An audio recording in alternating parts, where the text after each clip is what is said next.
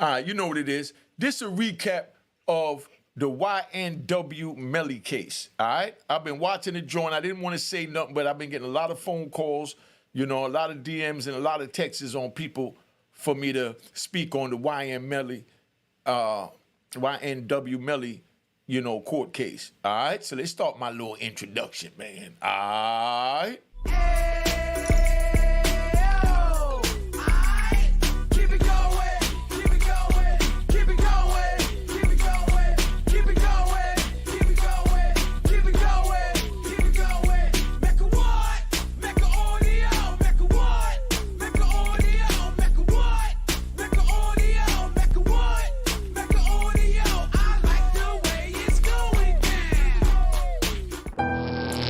Unique Mecca audio, man. I'm here. All right. I'm gonna break down the YNW Melly case, hood and layman fashion. Layman means uneducated in the law.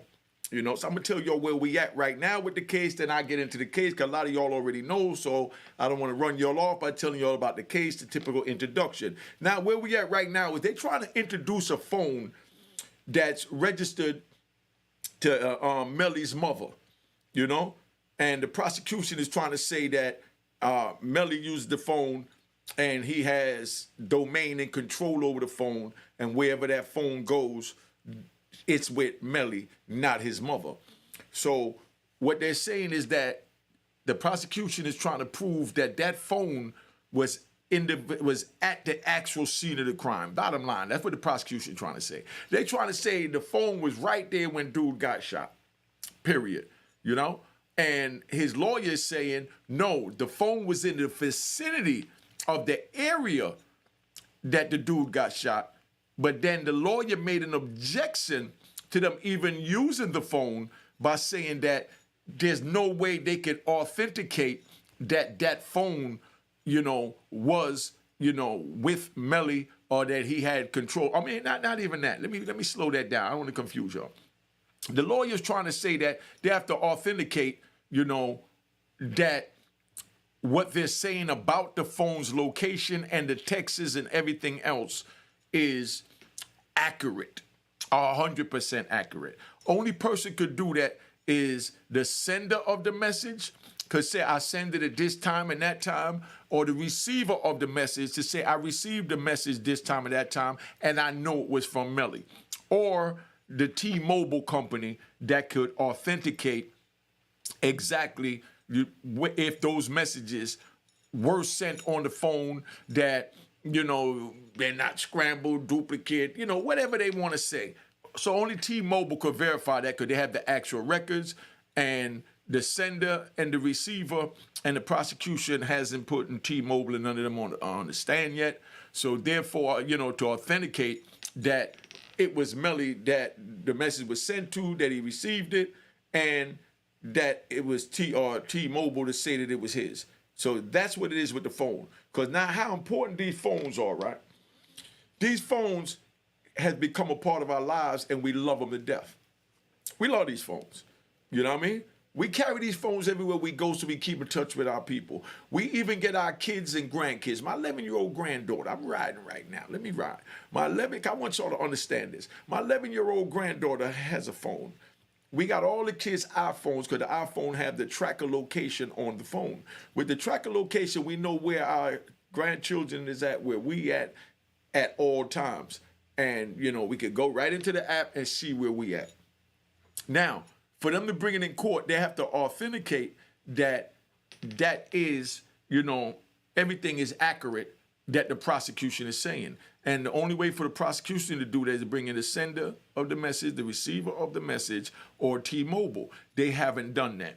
Being that they haven't done that, the lawyer, that black dude is an animal. I don't even know his name. I got to look up his name. The black dude is an animal. The black dude, he went up there and he straight said that no one authenticated either of those things that I just mentioned, so therefore that phone should not be admissible as evidence.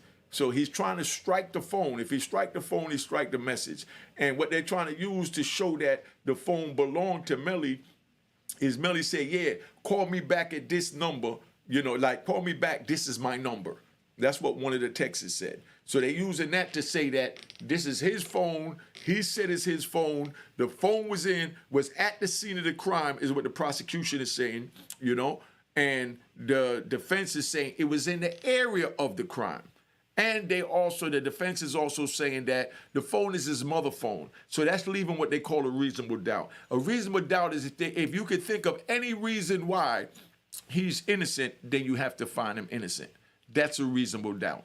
So the lawyer's trying to put the reasonable doubt in there that the phone is in the mother's name. It's not in his name. So therefore, anyone could have been using the phone at that time. Do you understand that? I pause for y'all to take that in, because that's important.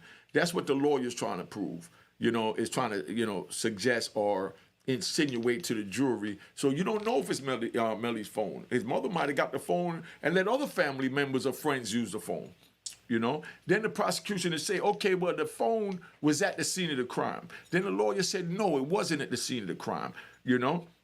And the prosecution said, yes, it was. The lawyer said, no. From the cell phone tower records, it just shows that it was in the vicinity of the crime, but not at the actual crime. The prosecution don't even know what time the actual crime was committed. You know, so it's a weak case, but it's a black man in America going to trial, so the rules are different. If it was a white dude, I would say different. But being that this is a black man, a young black man that done made plenty of money from rapping and things like that, and, you know, went on social media with things that's questionable, they all of a sudden saying, you know, that basically the boy is guilty, you know, by the circumstantial evidence, you know. But all the circumstantial evidence leaves reasonable doubt. So the prosecution have to close off the reasonable doubt that the defense is trying to put out there, like the mother could have let somebody use the phone. It wasn't at the actual scene of the crime. You have to have the sender, the receiver, or T-Mobile verify that the phone, you know, was actually, you know, his phone, or the messages actually went to Melly. Because it could have went to someone else that was using the phone that the mother allowed. That's a reasonable doubt. Now, they had a book that my lawyer was, I'm riding. They had a book that my lawyer was reading at trial called Reasonable Doubt. That's how I learned about this. I asked him, why are you reading that? You know, what is that about? He said, no, it's about reasonable doubt. Give you different ideas of what could equate to a reasonable doubt, because that's all we need to free you. I beat half my charges at trial because of reasonable doubt. Like, let me give you one with my case so you understand. They said that I sent money. Well, they said I instructed someone to send money, Western Union, so that's a third party, because they said I instructed, you know what I mean? So that's a second party, and to send money to someone in Virginia, that's a third party, to register a vehicle. So now they had to prove that I actually told him to send it. Then they have to prove that he actually sent it. Then they have to prove that she actually received it. You follow me? That's a third party, you know? So when that comes up now, they came back and my lawyer said, well, how do you know that Unique instructed him to do it?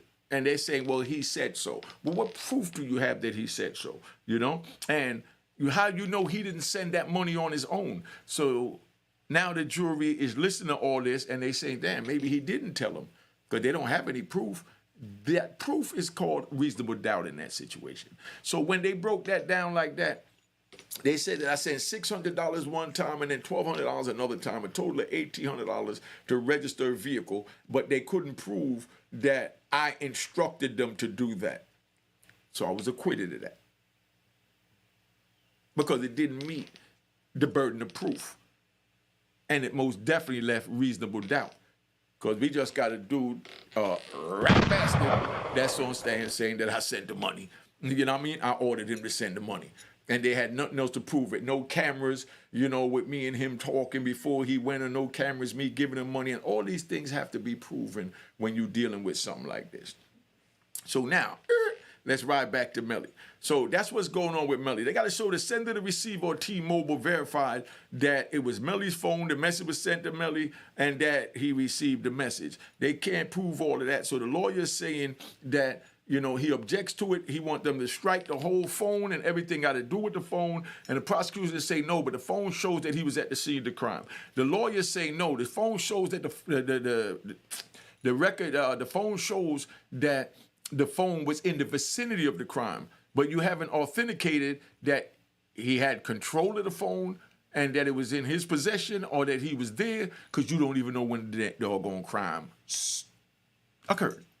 You follow me? I'm making it real simple. You know, this is hood talk, because I know all this legal jargon and all these other, you know, law shows, they make it real complicated. But that's what's going on. So that's the objection that's going on today. Now, for those of y'all just coming in, let me break it down to you as far as what's going on in the case. The case is built on circumstantial evidence. There's no DNA, you know, so there's no physical evidence that's leading Nelly, you know, implementing Nelly and Melly in the crime. All they have is a video of him getting in the SUV with the victims before they died, but the vehicle went from point A to point B. The lawyer done insinuated that Melly could have gotten out in between point A and point B. Now, if he did do that, then that means that he wasn't there when it happened. He don't know what happened, you know? So the prosecution is now trying to say that, no, Melly stayed in that vehicle, you know, allegedly, and Melly allegedly killed these people, shot them in the head because, you know, the trajectory of the bullets, meaning the angle that the bullet went in, you know, the head, you know, and killed them, was from the back seat, not from shooting in the side in a drive-by shooting that the prosecution is trying to say. The prosecution is saying that, you know, Melly's story that, you know, they went and got in a drive-by shooting, or, you know, one of them shootings, and somebody shot up the car, the SUV, and the cameraman drove it there. The cameraman was on the stand yesterday. They used the cameraman for this. This is what they're trying to prove with the cameraman, so you understand, because y'all might not even understand what's going on. All they want the cameraman to do is say that, you know, Melly was there. They can't get him to say he was there. So they got him saying that he changed his clothes. So they're saying, the prosecution is saying that they is the prosecution. The prosecution is saying that being that Melly changed his clothes, that he changed his clothes because he had blood on it. The cameraman took them to the hospital. He had no blood on his clothes, but yet he said he was in a drive-by shooting. And they saying that if the bullet would have hit, you know, in the head, the blood would have splattered, and there would have been some blood on the cameraman's clothes, you know, Mr. Glass. You know, I think it's Trevion Glass. Well, Mr. Glass, you know, testified he was in drive-by shooting. He drove the joint to the thing, and, you know, that's what happened. You know, prosecutors say, nah, you're faking. You know, bottom line, Melly went to kill him. Y'all drove him somewhere, killed him, and then he got out the car. You drove the car for, you know, whatever reason, probably cash, they're insinuating, you know, some type of benefits, to the hospital to report this shooting. Or should I say this murder? And then once you've done that, and you reported this murder, you know, there was no blood on you, so therefore you're lying. And the prosecution put on evidence from specialists saying that the angle that the bullet, which is called a trajectory, that the bullet went in the head was not equivalent to a drive-by. It was equivalent to someone in the back seat. And they showed the video with Melly getting in the back seat. And they saying that's where the shooter was at, where that video shows Melly originally getting in the car, but they don't even know the time it happened. You understand what I'm saying? Or really even, you know, in my opinion, the actual location that it happened, because dude, you know, drove the vehicle with the victims to the hospital. So all this is reasonable doubt and circumstantial evidence. I've seen, let me ride. I was in Virginia going to trial in June 1994. Y'all could look this up. It was a white dude in the military. I think he was in the Navy. And, you know, they accused him of killing his wife. And it's the first time I ever seen this, and a lot of Americans have never seen this. They accused him of killing his wife, and a young kid, you know, was in his 20s. His wife turned up dead, but they never found the body. But they charged him with murder. Now, how you charge somebody with murder without a body? They took him to trial for killing his wife. that they never recovered the body, so they don't know if she's dead or not. But the jury believed by reasonable doubt that he killed her, allegedly, and hid the body, disposed of the body, and that's why they didn't find it. That's where the reasonable doubt come in. They believe all the circumstantial evidence that the prosecution put in dealing with, this young man allegedly killing his wife and disposing of the body. I thought you had to have a body to have a murder. That woman could be alive right now anywhere. But they found this dude guilty and gave him life with no parole in, military prison or whatever, because it was a military crime. So, that's where we at. So that's what's happening right now with Melly. They have no physical evidence. They have no DNA. There's no gunshot residue on his hands, clothes, or anything. But the cameraman is saying that drove the vehicle, or allegedly drove the vehicle, however you want to play with it for YouTube, to the hospital. The cameraman is saying that Melly changed his clothes. So the prosecution is saying that's why there was no residue on his clothes. So, that's where we at. So now there's no gun. They don't have to prove motive, and there is no motive. You know what I mean? And they try to say that Melly allegedly killed these kids because of the gang, the gang activity. But they have no text from gang members telling them to do it, or anything insinuating for him to do it, or that he had any problems with the gang for him to do it. So it's all circumstantial, So the crazy part is that the prosecution don't even know when the shooting happened, the exact time. Because they normally say it was shit this time, that time. And, especially now it's easier with cameras. It's nothing. You know what I mean? So the prosecution is also using pictures for you youngins that's watching, so you understand when you're around people that's, that's active because you think it's cool, or they're a childhood friend and you just want to be with them or whatever. The prosecutor is insinuating that because Melly wore red, the color red and the color green, and the beige sometimes, they're saying that allegedly that the gang soldiers wears beige, and that's why he wore beige. The man could have just liked the colors and put on the colors. But when your life is on the line and they're trying to put all this circumstantial evidence together, that's what it is. That witness yesterday was damaging because he said he changed his clothes. If he wouldn't have said that to me, he would have been decent. But once he said that he changed his clothes, that knocked out the DNA and the reason for why it was no DNA and why it was no gunshot residue.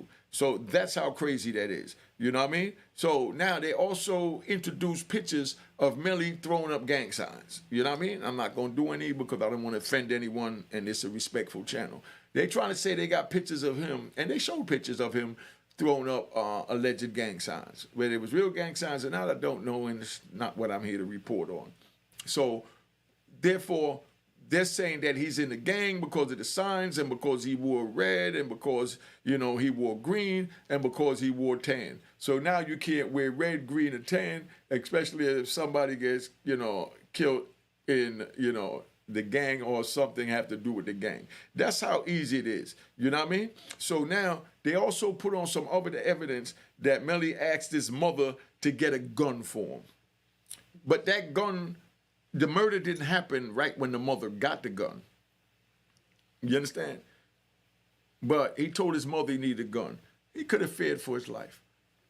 He could have just wanted a gun. He could have been paranoid. You know what I mean? For whatever reason. But that don't mean that, he had his mother buy the gun to commit the murder. But that's what the government is using as circumstantial evidence. He told his mother to get a gun, and then they was killed by this type of gun and this kind of gun, and they running all this, foolery around. So that's what's going on with the ML Melly case, MNW Melly case, just so that you understand. But now to wrap it up at the end, where we at right now today is the defense, that black dude is an animal. I love him to death. He put on an excellent explanation, of that, there's no one to authenticate the phone or the phone's actual location to put the phone at the actual scene of the crime. If you was watching it on TV, you heard the lawyer say that there's no one to authenticate that he took 20 steps this way, 15 steps that way, and 30 steps that way. That's just the prosecution saying it. So the prosecution say, no, we showed that the phone was in the was at the scene of the crime. And he said, no, it was in the area of the scene of the crime. And you haven't even showed authenticity that he had control of the phone or that the phone was at the actual scene of the crime. So that's where we at right now. To me, from me watching, just my opinion and my opinion only, that judge is trying to railroad him. Because that's just cut and dry. All the judge got to do is say, okay, we'll call T-Mobile in here to verify the records. That's all they got to do. You know? But the judges say, no, you should have asked for T-Mobile sooner. You know? So the lawyer's saying that, no, I shouldn't have asked for T-Mobile sooner. The government should have had T-Mobile here to authenticate it, and then I object.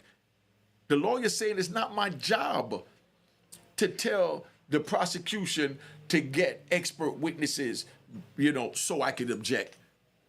I'm objecting because they don't have expert witnesses. And you, Your Honor, here's case law, a number of case law that all these guys got railroaded, and every last one of them was overturned by the appellate court, that you have to show, you know, the foundation, the authenticity of, you know, the actual testimony, the evidence, you know, period.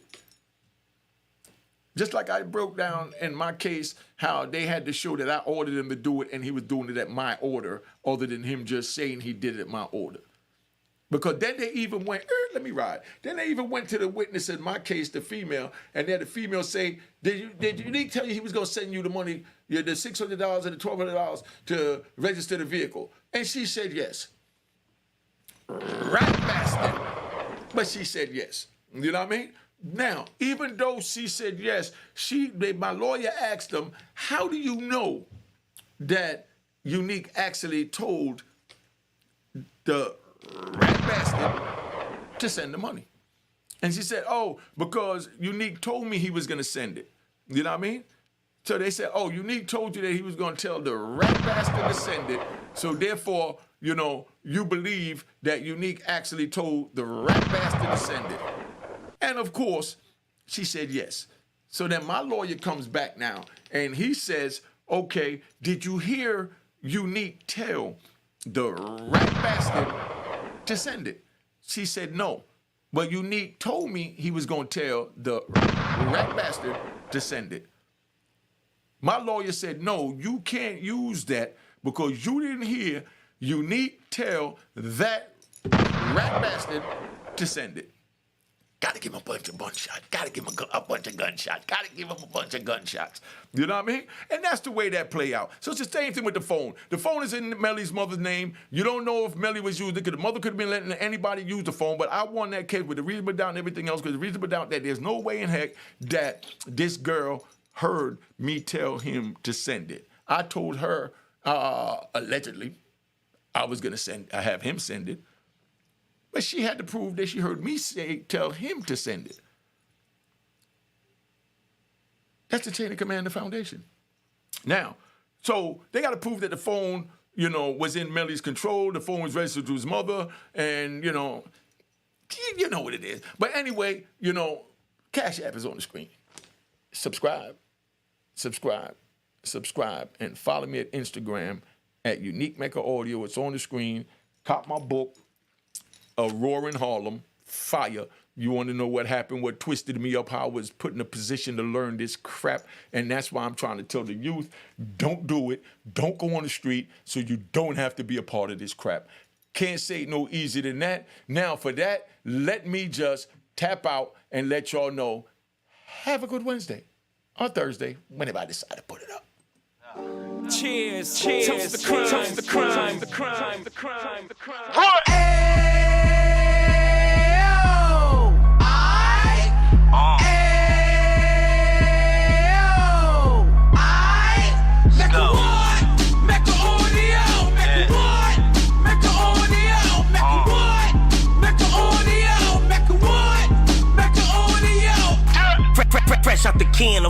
6. He back on the strip, getting back in the mix. What he mentions a gift. You stand up 10 toes down, and I suggest you pay attention to this.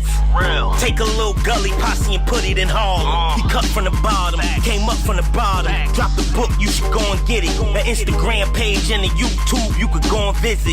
Then you could consider yourself LinkedIn. Sit front row and get Jews from a kingpin. How he went through it, so you ain't gotta go do it. To not pay attention would be stupid. Talking about a man that probably put your grandfather on. Probably the reason that him and your grams got along. A man that generated millions on the block, did his time, never squilling to the cops, Mecca audio.